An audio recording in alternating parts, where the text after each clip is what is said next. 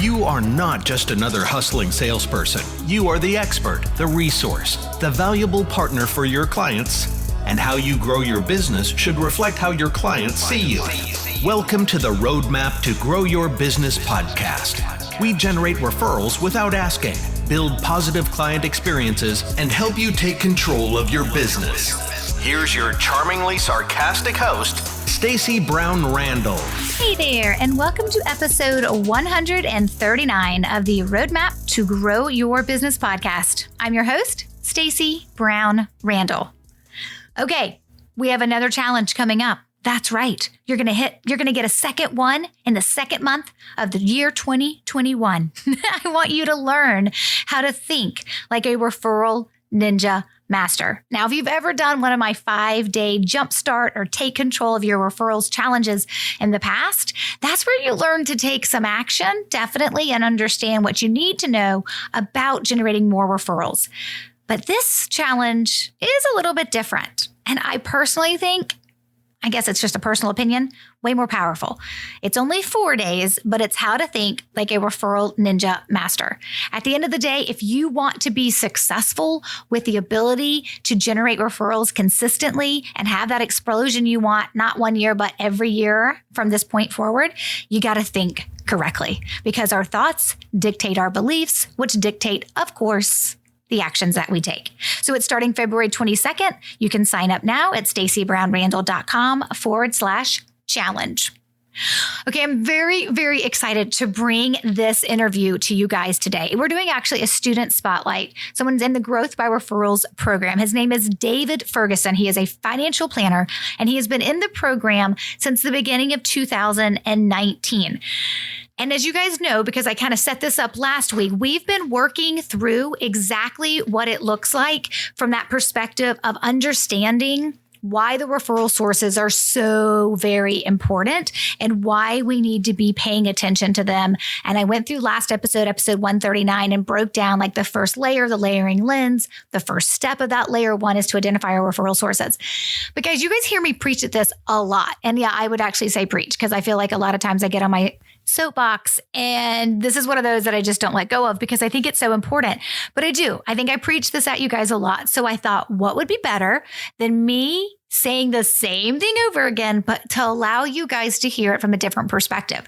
So what about bringing on a business owner who's just like you guys, right? Business has to run the business and also is having to do the sales, and allow you to hear it from him of exactly what it looked like to truly identify his referral sources and what that meant, what that informed to him about his business, how it made him feel, how it helped him know which direction to take as he moved forward. Just so much good stuff. And what I love about David is that he's not afraid to share exactly how he felt going through the process. And he's not afraid to share the results that we talk about, some of the results that he has. And he's not afraid to share those too, because he knows that's past David, right? He's been working 2 years to come to a different place and to do and take different actions, and he's having success.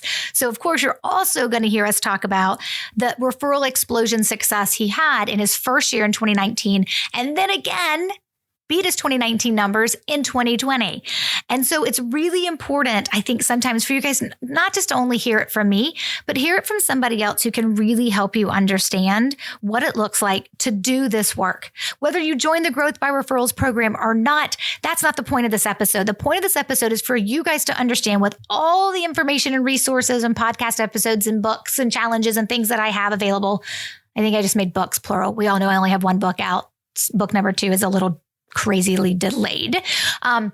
But as we're going through and we are looking at all the different ways that I talk about this, sometimes you just need to hear it from somebody else, because hearing it from somebody else will make you be like, oh, I can see myself in what David was going through. I can see myself being like David when I take the right action. So I just sometimes think you guys should probably hear it from somebody else, which is why I invited David on, which is why I was so happy that he was so willing to be so open about what it was like going through the process. And we really do focus in on not everything he did, but we really do focus in on identifying his referral sources, what that meant, what he thought it was going to mean, and then what it ultimately ended up meaning, and then what it looked like for him moving forward. So he is going going to share with you kind of like the first time he remembers going through the process of identifying his existing referral sources and then the work he did to present day. And then, of course, he'll share why he thinks that's so very important from the referral source relationship and why staying top of mind is so important and means so much for his success. And I think what's really important as you guys listen to him talk about is just see yourself in his shoes. That's all I want you to do. It's going to be really cool. Okay, let's go to my interview with David. Okay, David. So I know this was a couple of years ago for you, but do you remember the first time in the beginning of 2019 when you went through the process of identifying your existing or your current referral sources? Yes, absolutely. I do, Stacy. So tell me what that was like for you that very first time going through that process. Because I remember when we sat down and we went through your list of referral sources, you had actually identified 36 referral sources. And then when we were done with the process that I walk people through, we actually had 12 active referral sources. So I know it was a little bit of a, wait a minute, that number's a lot lower. So tell folks who are listening, who are considering like, okay, I need to get serious. I need to get real about who my referral sources are. Tell them what it was kind of like for you going through that process and kind of like how it opened your eyes or what it made you think. Probably one of the first aha moments to me was understanding what a referral is and being very, very clear that a lot of things that I thought had been referrals weren't actually referrals. And they were, just sort of introductions or forgot the other term you meant. Word of mouth buzz. Word of mouth, exactly. And so what your process did for me was really narrow the focus and be very clear about what a true referral is. And so, yes, I do vividly remember that process and the long list that I had of what I thought were referrals, and then sort of being able to break that down and actually getting behind who they are and how they actually came to me. So thinking of sort of my client base and sort of stepping back to say, how did I get to them? And then who were those people that sort of made those referrals and what were the circumstances around that? And that to me was very, very empowering, quite honestly, because it helped me crystallize. In this business, you quickly realize that you are as good as your next referral. and so if you stop getting referrals, you die.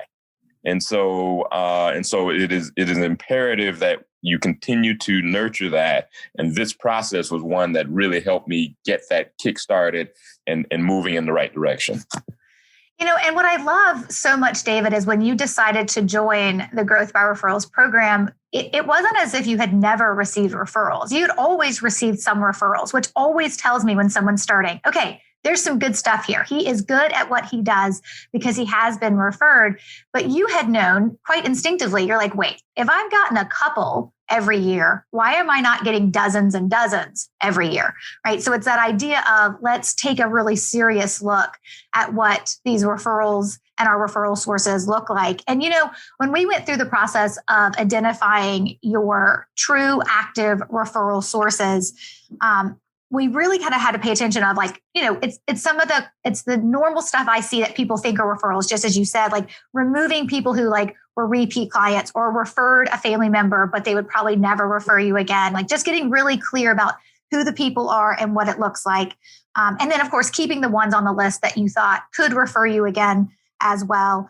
And then we have to dig into who's active and who's inactive, because someone who's referred you, right, like 3 or 4 years ago, is not an active referral source if they haven't referred you in the last year or two. And so we kind of dug in a previous episode about talking about active versus inactive referral sources and how important that is. And I believe that was in episode 137. We talked about clarifying the who. But when you think through who are actually my referral sources, for some folks, this is kind of a hard process because you're like, yeah, I got 36 referral sources. And then when we were done, you're like, I have 12. Exactly. And then taking it one step deeper to understand, okay, I've got 12, but are they referring me the people that are truly my target clients? Yes. So that was an even bigger aha moment around, yes, they're referring you, but they're not referring you the people that you really want to work with. And so, so your process was very helpful in allowing me to know how to prepare them to be better referrers as well.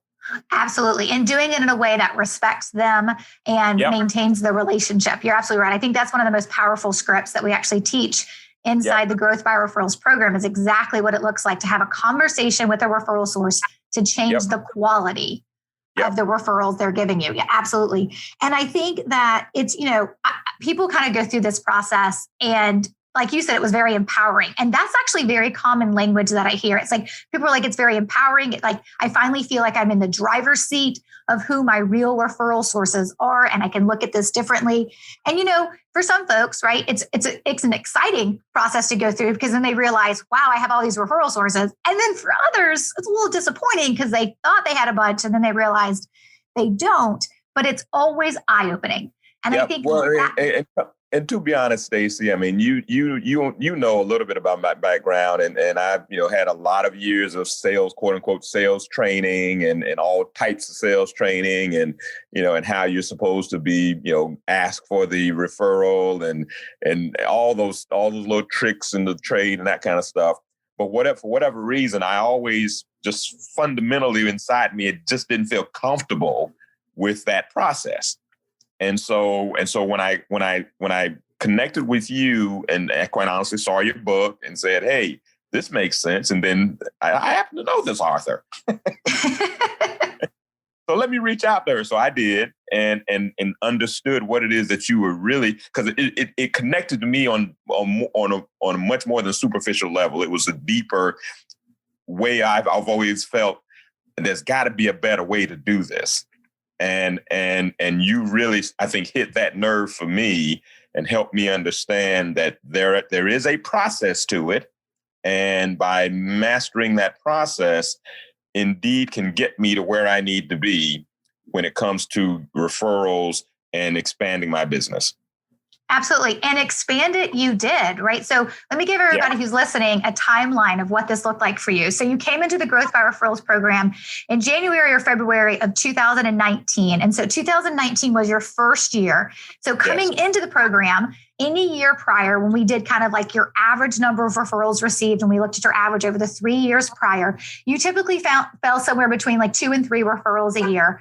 And then we did your first year, right, through 2019, and you brought in 15 referrals following the Growth by Referrals process. So, which is like more than tripling your numbers from any kind of year previously. And then you didn't stop there, because thank you for being a good student who doesn't learn my process, do it for a year, have success, and then just abandon it thinking it's going to keep happening, because you still have to do the work. And then so then 2020, right? You established your second year. You created your second year of your referral plan, and COVID hit, and yet you still received more referrals than you did in 2019. You received 17 last year in 2020. So this is like, just to give everyone listening kind of a timeline of what this looks like. David made the decision that, hey, as a financial advisor, there are ways that I've been taught to generate referrals that I don't want to do. And so moving forward, I want to do it in a different way. And this was the methodology, right? The Growth by Referrals methodology that you embraced. And as you looked at that, you were like, I'm going to do it. And this is what I love. I mean, people always talk to me about the program, and they're like, why are reasons that people don't succeed with your program? And I'm like, well, the number one reason is they don't do the work, right? Like they buy it, right? And they join, and then they don't do the work. But you did the work. In 2019, you brought in 15 referrals. And in 2020, you brought in 17 referrals. And now for 2021, you are in your third year of following the plan and following the process. And I love it, because now we get to continue to connect, because you're now a member of the Referral Ninja Inner Circle, which is, for those of you listening who are like, what is the Inner Circle? You have to have completed your first year in the Growth by Referrals program to be able to come into our Inner Circle, which is where we continue to help you stay accountable and learn additional deeper level, next level trainings and skills and things that you need to continue to maintain your referrals, because year 3 or in year 2 and year 7 will look different from year 1 as you're kind of learning everything. So, and now you're in the Inner Circle. And so we're expecting a really big year for 2021. And I may be putting you on the spot here, but do you remember the goal you've set for the referrals received you want to get for this year in 2021? For 2021, 30.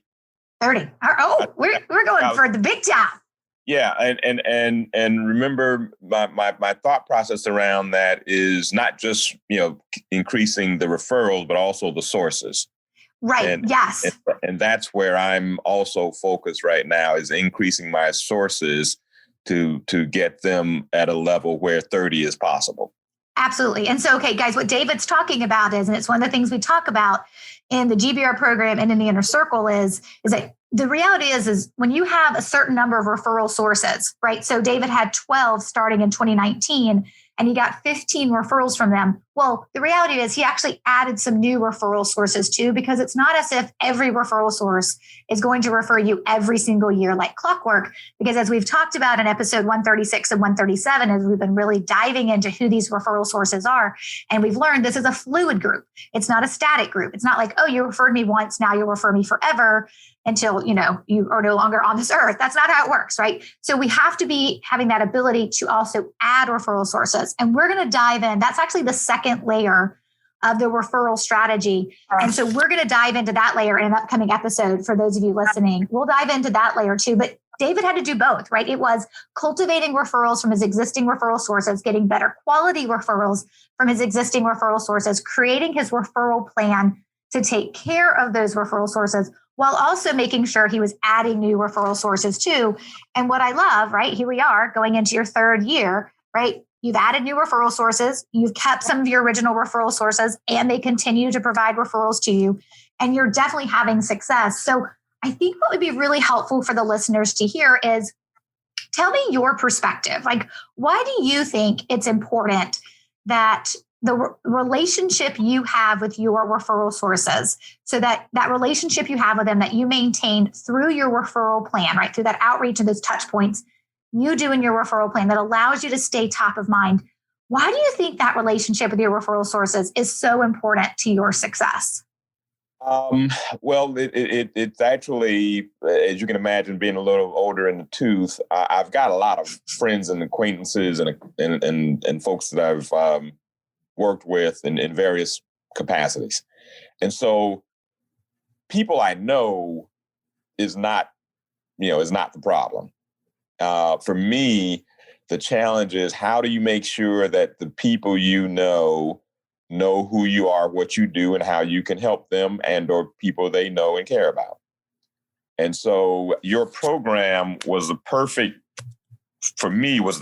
way of allowing me to put a process in place that allowed me to be top of mind. I can't tell you how many times over the years I'd reach back out to someone that I hadn't spoken to in a couple years or whatever, and they go, "Oh, I forgot that you do this, and I just did this, or someone was just asking me this, that, and the other, and I should have told them about you." I was like, telling to myself, "Yes, you should have told them about me," but I realized that was my fault because I did not stay top of mind.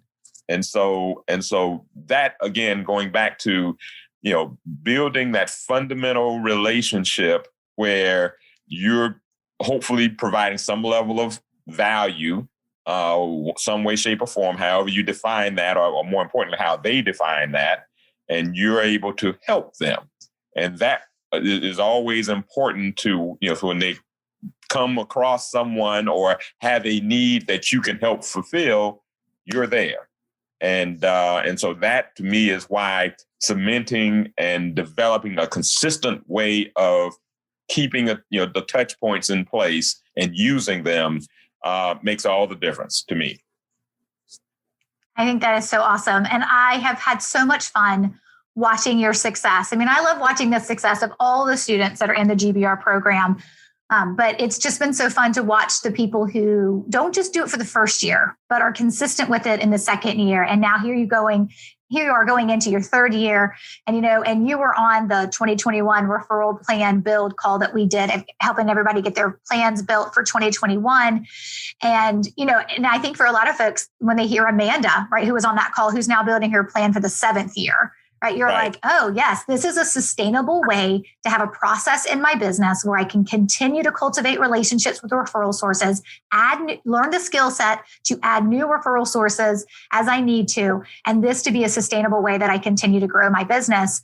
And I think that that is one of the most important things for me to help other business owners and sales professionals recognize is that what I want for people when they go through the Growth by Referrals program is, yes, I want you to have first year success. I mean, David, I was cheering so loudly for you when you went from 3 referrals on average a year to 15 in that first year. I was like, yes, this is amazing. Sure. Right? I know the program works, but I love it when people get to say, yeah, it actually works because it worked for me. And so, of course, I love that. And I know that people look for that ROI the first year when they decide to invest, not only the investment into the program, but then the time to actually do the work throughout the year to take care, right, of their referral sources and stay top of mind. But what I'm really after is the ability to know that here you are going into your 3rd year, setting bigger goals for yourself for referrals received, because you know you have the right plan and you have the right strategy to tackle them, and knowing that there's someone ahead of you, mainly in this case, Amanda. I mean, there's others, I guess Catherine's going into her 4th year. There's lots of others, right, that I could mention that are going into years ahead of you, but to know that, yes, this is something I can do and continue to sustain my business in this way. And let's be honest, David, this is so much more fun to do referrals than it is to cold call or send out cold emails into the internet abyss, right? Night and day. Yes, indeed. Oh, it is. All right. Awesome. Well, David, thank you so much for taking time to be on the podcast with me. I really appreciate it. Anytime. You know that, Stacey. I just love having these candid conversations with the students or clients who've been through the Growth by Referrals program, because I know where all of them started, because they tell me, whether they tell me through how they're turning in their work that they complete with their identifying their referral sources in module 2, or just as we're having communication as a community inside our student only Growth by Referrals Facebook group, or they're a VIP and I actually work with them one-on-one for a year and I get to know them. I love seeing not only where they come, because I get to know exactly where they started from.